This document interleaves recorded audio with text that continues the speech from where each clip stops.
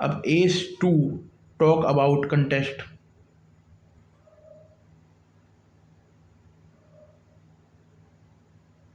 Viral disease है भाई, spread viral disease. ठीक है, अब पीछे पहले पहले पढ़ रखा था, ऐसा नहीं है मेरे को आता है ये। अब which of the following statement is correct? Every individual in the population is equally susceptible host for swine flu. नहीं। Antibiotic have no role in the primary treatment of swine flu. पहले पहले को काटो, पहले को काटो, पहले को करो। हर बंदे की इम्यूनिटी अलग अलग है ना। चलो पहले तीनों स्टेटमेंट पढ़ते हैं। To prevent the future spread of swine flu in the epidemic area the pig must be all culled. अब क्यूल्ड मतलब नहीं पता भाई, क्यूल्ड मतलब देख लेते हैं।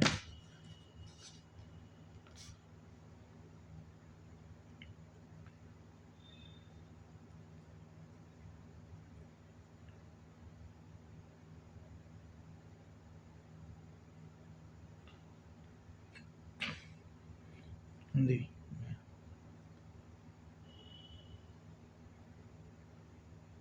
हिंदी में ट्रांसलेट करो।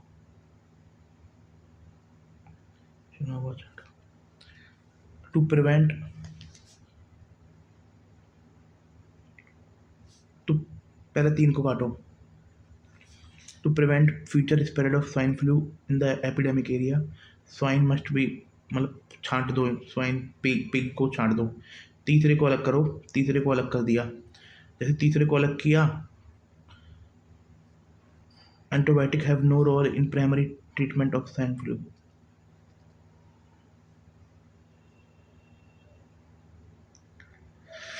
एवरी इंडिविजुअल, बी आंसर है, 2010 वाले का ए आंसर है भाई। कोई नहीं, चलो कहीं तक तो पहुंचा। 2010 127 का क्वेश्चन, ठीक है। ए आंसर है कि every individual is in a population equally susceptible for host for swine flu. हर इंडिविजुअल होस्ट हो सकता है स्वाइन फ्लू के लिए, और स्वाइन फ्लू में एंटीबायोटिक प्राइमरी ट्रीटमेंट के लिए एंटीबायोटिक का कोई रोल नहीं होता स्वाइन फ्लू में। और स्वाइन फ्लू सुगर सुगर से फैलता है। Every individual in the population, हर इंडिविजुअल इक्वली सस्पेक्टेबल होस्ट होता है स्वाइन फ्लू के लिए, हो सकता है। अब ये कहीं भी आ जाए ना, किसी भी बीमारी में आ जाए भाई, इसे मैं सही कर दूंगा। अब ठीकते हैं वायरस, ये देखते हैं वन, ये तो पढ़ भी रखा है, ये गलत है, गलत है भाई। तीसरा काटो, पहला आंसर है virus can be cultured in synthetic medium. नहीं, अगर आप दूसरा काट दोगे तो ठीक हो जाएगा। फिर आप तीसरा देखो, वायरस भाई, वायरस हवा और पानी के जरिए भी बॉडी में जा सकते हैं, है ना। वायरस के पास एंजाइम नहीं होता जनरेशन, एनर्जी जनरेशन के लिए। ठीक है, थैंक यू। चलो अभी देखते हैं, एक तो रह गया। देर आर मोर, क्योंकि ये जो वायरल वायरल ये होते हैं ना, जो वायरल डिसीज होती हैं ना, ये इंट्रा सेलुलर होते हैं, क्योंकि ये सेल के अंदर ज़्यादा सेल के अंदर ज़्यादा होते हैं, म्यूटेट होते हैं। क्योंकि वायरल डिजीज इंट्रा सेलुलर होती हैं, वैसे बैक्टीरियल डिसीज भी इंट्रा सेलुलर होती हैं, वायरल डिजीज भी इंट्रा सेलुलर होते हैं। ठीक है, there is this is difficult question without prior knowledge because similar sounding term cry AC, cry AB, ये तो उसके लिए है, बॉलवर्म के लिए, are use to contest genetically modified plant, but students who know about cry AC and cry B can try it further because Indian satellite navigation well known as IRNS hence eliminated। ठीक है, coming to option C, and in 2021 corona year, one if one has to take a risk he must be option D। ठीक है, ऐसे भी सोचना है भाई कि क्राई AC और क्राई AB नहीं है।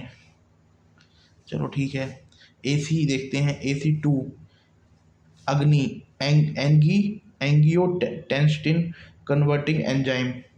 Angiotensin converting enzyme function angiotensin converting enzyme function ACE2 is an enzyme that play ये जो क्या है, ये वायरल डिजीज है। ये is enzyme that play critical role in renin angiotensin system which regulate blood pressure and fluid balance. ये renin angiotensin ये ACE2 एक एंजाइम है जो क्रिटिकल रोल निभाता है रेनिन एंगियोस्टिन सिस्टम में। ये हम और जो रेनिन एंगियोस्टिन सिस्टम है, ये हमारे ब्लड प्रेशर और फ्लूइड बैलेंस करता है। Location it express on the surface of various cell type including lung, heart, kidney, intestinal cell. ये वेरियस सेल की ये जो होता है, ये वेरियस सेल के सरफेस पे होता है। Lung, heart, kidney, intestinal cell. Role in कोविड-19 SARS-CoV-2 वायरस कॉजिंग कोविड-19 use AC2 as a receptor. अब कोविड-19 में इसका रोल सुन लो कि वायरस कॉजिंग कोविड-19 use ACE2 as a receptor to enter and infect human cell. कोविड-19 भी ACE2 को, ये एंजाइम है जो ब्लड प्रेशर और जो रेनिन एंगियोस्टिन सिस्टम RAS को रेगुलेट करता, जो क्रिटिकली रोल निभाता है RAS में, रेनिन एंगियोस्टिन सिस्टम में। और जो रेनिन एंगियोस्टिन सिस्टम है, ये ब्लड प्रेशर को कंट्रोल करता है और फ्लूइड बैलेंस को कंट्रोल करता है ना। एक टेक्निकली है RAS।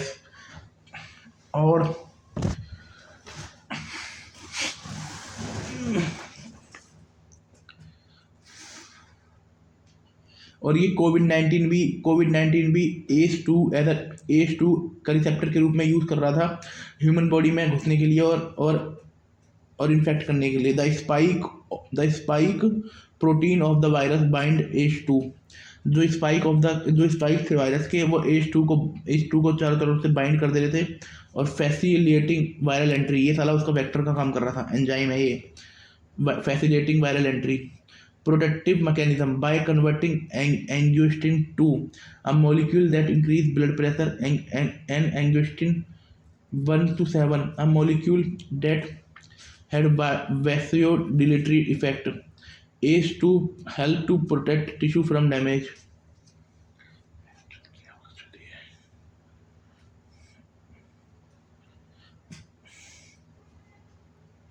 ACE2 potential therapeutic target हो सकता है कोविड-19 के against. Drug therapy that block the interaction between virus, और ड्रग और therapies that block interaction between virus and ACE2 could help prevent infection. ये इन्फेक्शन भी बचा सकता है ड्रग थेरेपीज, और ये block interaction between virus and ACE2 can could help infection. ये इन्फेक्शन को बचा सकता है। छोड़ो ना। अब ACE2 प्रोटेक्ट करता है टिश्यू को डैमेज होने से, है ना। और ये protective mechanism by converting angiotensin to a molecular increase blood pressure into angiotensin 1 to 7। 1 और 7 में करता है मॉलिक्यूल दैट हैज वैल्यू, ये एंगियोस्टिन 2 को और एंगियोस्टिन 1 और 7 में कन्वर्ट कर देता है, जो दैट हैज अ। और जो ये क्या करता है, ACE2 हमारे, पहली बात तो हमारे टिश्यू को डैमेज होने से बचाता है। और ये जो एंगियोस्टिन 2 है, जिससे ब्लड प्रेशर बढ़ता है, उसको एंगियोस्टिन 1 और 7 मॉलिक्यूल 1 और 7 में कन्वर्ट कर देता है ना। और तुम्हारा जो एंगियोस्टिन 1 और 7 है, इसमें इसके अंदर वैसोडिलेटरी इफेक्ट होता है। वैसोडिलेटरी इफेक्ट में क्या होता है कि जो हमारी ब्लड वेसल है ना, वो फैल जाती हैं, जिससे मतलब ज़्यादा ब्लड प्रेशर का जोर नहीं पड़ता। Role of nano technology in vaccine delivery. Nano technology in vaccine delivery utilise nano particle enhance stability delivery and immune response of vaccine. ठीक है भाई, नैनो पार्टिकल का यूज़ करा जाएगा, इससे स्टेबिलिटी हो जाएगी, डिलीवरी अच्छी हो जाएगी, immune response of vaccine mechanism. Nano particle को नैनो पार्टिकल कैरियर के रूप में काम करेंगे ऑफ एंटीजेंस एंड एडजुवेंट्स के रूप में, improving antigen representation of immune cell. Example lipid nano particle, ठीक है, improving antigen representation to immune cell. ये एंटीजन का रिप्रेजेंटेशन को अच्छा कर देंगे इम्यून सेल में। Example lipid nano particle mRNA vaccine में यूज़ हो रही है, mRNA वैक्सीन में यूज़ हो रही है। And polymer based nano particle, अब यूज़ इन अब नैनो पार्टिकल का यूज़ कर सकते हैं हम mRNA वैक्सीन में। जो लिपिड नैनो पार्टिकल जिसमें lipid nano particle for delivery use होता है। DNA वैक्सीन में नैनो पार्टिकल इन्हेंस कर सकता है स्टेबिलिटी को। Benefit protect fragile biomolecules like mRNA and DNA, fragile biomolecules like DNA and RNA को बचा लेगा। Targeted delivery, reduce side effect, improve immune system. Use biosensor for virus detection. Biosensor are analytical device that detect virus by converting biological transition into major signals. जो sensor होते हैं ना, ये analytical design होते हैं जो वायरस को detect करते हैं by converting biological interaction into measurable signal. Simple सी बात है भाई, ये कोई पूछे बायो सेंसर से वायरस को डिटेक्ट किया जाता है, हाँ भाई किया जा सकता है बायोलॉजिकल इंटरेक्शन के थ्रू, ठीक है। कंपोनेंट इसके लिए बायो रिसेप्टर चाहिए जो डिटेक्ट करेगा वायरस को। एग्जांपल एंटीबॉडीज और एप्टामर्स। अब देख लेते हैं एप्टामर क्या होता है, जिसमें हम एंटीबायोटिक का यूज़ कर सकते हैं और एप्टामर का यूज़ कर सकते हैं। एप्टामर एक छोटे जेनेटिक अणु होते हैं जो किसी खास चीज़ को पहचान कर उससे जुड़ जाते हैं, ठीक है ना। कहाँ मर गया ये रहा। इसमें हम अर्ली डिटेक्शन कर पाएंगे इन्फ्लुएंजा डेंगू टाइप वायरस का, और रैपिड सेंसिटिव एंड स्पेसिफिक होगा। Useful point two point care testing and pandemic. अब बायो सेंसर का यूज़ करके हम वायरस को डिटेक्ट कर पाएंगे, सिंपल सी बात है। जिसमें हमारे पास बायो रिसेप्टर होगा, जिसमें जो एंटीबॉडीज़ और एप्टामर होंगे। एप्टामर होते हैं जो किसी भी, ये जेनेटिक अणु होते हैं जो किसी भी चीज़ को देखकर उससे जुड़ जाते हैं। Transducer, convertible biological signal into electrical to optical output. ये बायोलॉजिकल सिग्नल को टू इलेक्ट्रिकल ऑप्टिकल आउटपुट, ये बायोलॉजिकल सिग्नल को कन्वर्ट कर देता है इलेक्ट्रिकल एंड ऑप्टिकल आउटपुट में। Benefit rapid, sensitive and specific. Rapid होते हैं, सेंसिटिव होते हैं, स्पेसिफिक होते हैं। Useful in point of care testing and pandemic control. ठीक है भाई, ये तो मैं कर ही लूँगा। Role of bioreactor in large scale vaccine production. Bioreactor are system used for control growth of जो बायोरिएक्टर एक ऐसा सिस्टम है जिसका यूज़ करते हैं कंट्रोल लेवल पर माइक्रो ऑर्गेनिज्म और cell to produce vaccine. System used for control growth of micro organism और cell to produce vaccine. Bioreactor का यूज़ करते हैं माइक्रो ऑर्गेनिज्म और सेल की कंट्रोल ग्रोथ के लिए, वैक्सीन को प्रोड्यूस करने के लिए। Process bioreactor maintain optimal condition for sale culture, है ना। बायोरिएक्टर एक ऑप्टिमल कंडीशन बना कर रखता है, जैसे जिसमें सेल बन जाए या फिर माइक्रो ऑर्गेनिज्म बन जाए। दे फैसिलिटेट प्रोडक्शन ऑफ ये फैसिलिटेट करते हैं production of viral particles, recombinant protein और mRNA। Large scale production of influenza, hepatitis and covid vaccine. Used in both live attenuated और इनएक्टिवेटेड वैक्सीन प्रोडक्शन। उसको थोड़ी फर्क पड़ता है। Ensure consistency and scalability, reduce production and time cost. Bioreactor एक ऐसा device होता है जिसमें माइक्रो ऑर्गेनिज्म या लिविंग सेल को कंट्रोल कंडीशन में ग्रो करके यूजफुल प्रोडक्ट बनाया जाता है, जैसे वैक्सीन, एंजाइम या एल्कोहल। इसमें टेम्परेचर जिसमें टेम्परेचर, पीएच, ऑक्सीजन फैक्टर को कंट्रोल किया जाता है ताकि बेस्ट ग्रोथ और प्रोडक्शन हो सके। ये बायोरिएक्टर स्टेनलेस स्टील, ग्लास या प्लास्टिक जैसे स्ट्रॉन्ग और नॉन रिएक्टिव मटेरियल से बने होते हैं। Industrial bioreactor mostly stainless steel के बने होते हैं क्योंकि ज़्यादा durable, easy to clean and sterilise करने लायक होते हैं। ये लैब के यूज़ के लिए छोटे बायोरिएक्टर ग्लास या प्लास्टिक के भी बने होते हैं। ठीक है। Organoid as a tool for disease modelling. Organoid are 3D। Organoid और 3D हैं। Miniature tissue culture derive from stem cell that mimic structure and function like real organoid होते हैं 3D है, मिनिएचर छोटे हैं, छोटे टिश्यू कल्चर, छोटे tissue मतलब टिश्यू को कल्चर किया जाता है जो स्टेम सेल से लिए जाते हैं मिनिएचर लेवल पर, और ये जैसे एक बॉडी का ऑर्गन काम करता है वैसे ही काम करते हैं। इनका यूज करते हैं डिजीज मॉडलिंग में, जैसे कोविड-19 इफेक्ट ऑफ मतलब कैसे क्या इफेक्ट करेगा, ड्रग टेस्टिंग में, जीन थेरेपी में testing. Benefit: reduce patient specific model, reduce reliance of animal model, enable precision of medical research. ठीक है। Xeno transplantation. First human recipient to pig kidney transplant die. The transplantation of organ, tissue और cell from one species to another, typically from animal to human. जब किसी जानवर का organ नहीं, केवल tissue या सेल भी ट्रांसप्लांट किया जाए वन स्पीसीज टू अनदर, उसे जीनो ट्रांसप्लांट कहते हैं। Specially animal to human. Recent advantage: use genetically modified pig, reduce organ rejection. जो जेनेटिकली मॉडिफाइड पिग बनाया गया, क्यों बनाया गया? क्योंकि जो ऑर्गन रिजेक्शन को रिड्यूस किया जा सके। CRISPR technology to eliminate harmful porcine virus. जो पोर्कराइन वायरस था उसने क्रिस्पर टेक्नोलॉजी को एलिमिनेट कर दिया। पोर्कराइन वायरस को क्रिस्पर टेक्नोलॉजी ने एलिमिनेट कर दिया। अब ये हमने मतलब काम किया था। Use potential solution for organic for kidney, heart and liver transplant. Risk of genetic disease, ethical concern.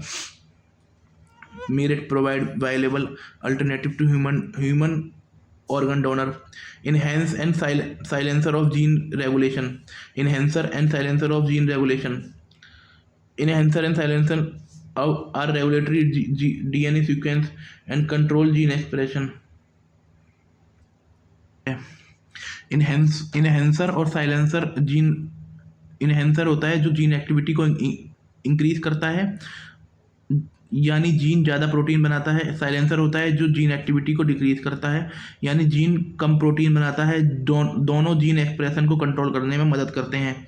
अब इसमें क्या बोला है? Are regulatory DNA sequence, control gene expression. ठीक है, ये रेगुलेटरी, ये डीएनए के काम को रेगुलेट करते हैं और control gene expression. Enhancer increase transcription of target gene. इसमें क्या होता था? Increase transcription of target gene by interacting.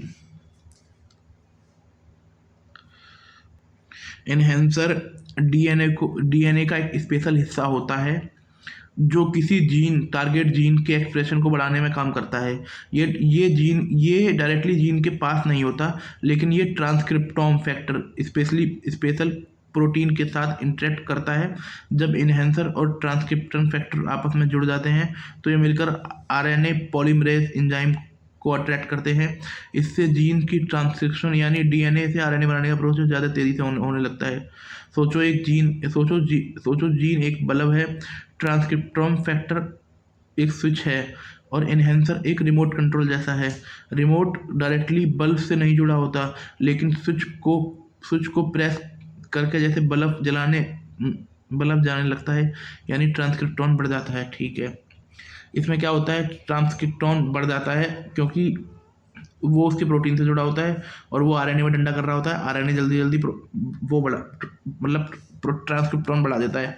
Silencer gene को साइलेंस कर देता है और ये gene bye binding repressor protein, ये रिप्रेसर प्रोटीन होता है, उसको बाइंड कर देता है।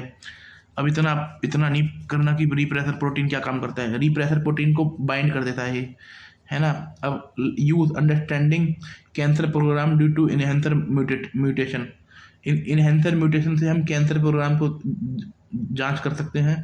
Targeting enhancer and silencer in gene therapy for disease like haemophilia and sickle cell anaemia, हम इनहेंसर और साइलेंसर का यूज़ करके हम जीन थेरेपी कर सकते हैं। मेरिट्स हेल्प टू यूलिडिकेट्स कॉम, भाई जी ये कुछ भी कर सकते हैं यार, थेरेपी में काम आ सकते हैं, जीन मॉडिफिकेशन में काम आ सकते हैं, हर चीज़ में काम आ सकते हैं। Immune check point in auto immune disease, cancer and treatment specific incidence rate to immune related adverse event induced by immune checkpoint inhibitor. Immune checkpoint are regulatory pathway.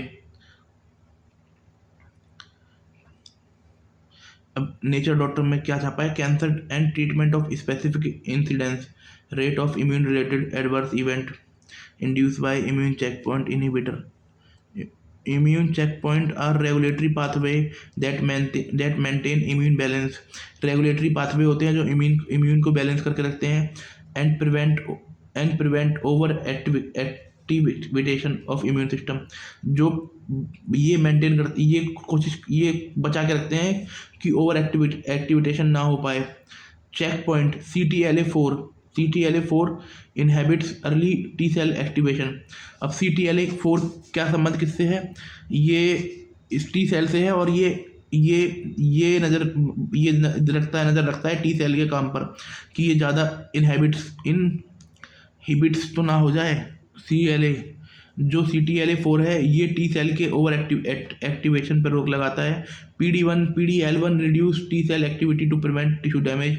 ये CTLA4 and PD1 and PDL1 दोनों T cell से related है। Autoimmune disease dysregulation of check point can lead, ये autoimmune diseases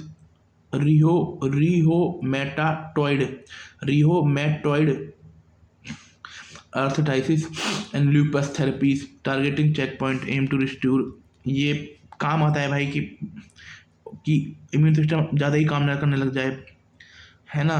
cancer check point like inhibitors, अब cancer का check point ये मान लीजिए PD1 drug use to immunotherapy, cancer में PD1 ड्रग यूज़ हो रहा है कैंसर में इम्यूनोथेरेपी के लिए। Improve understanding of immune regulation enable development of targeted therapies. Thank you.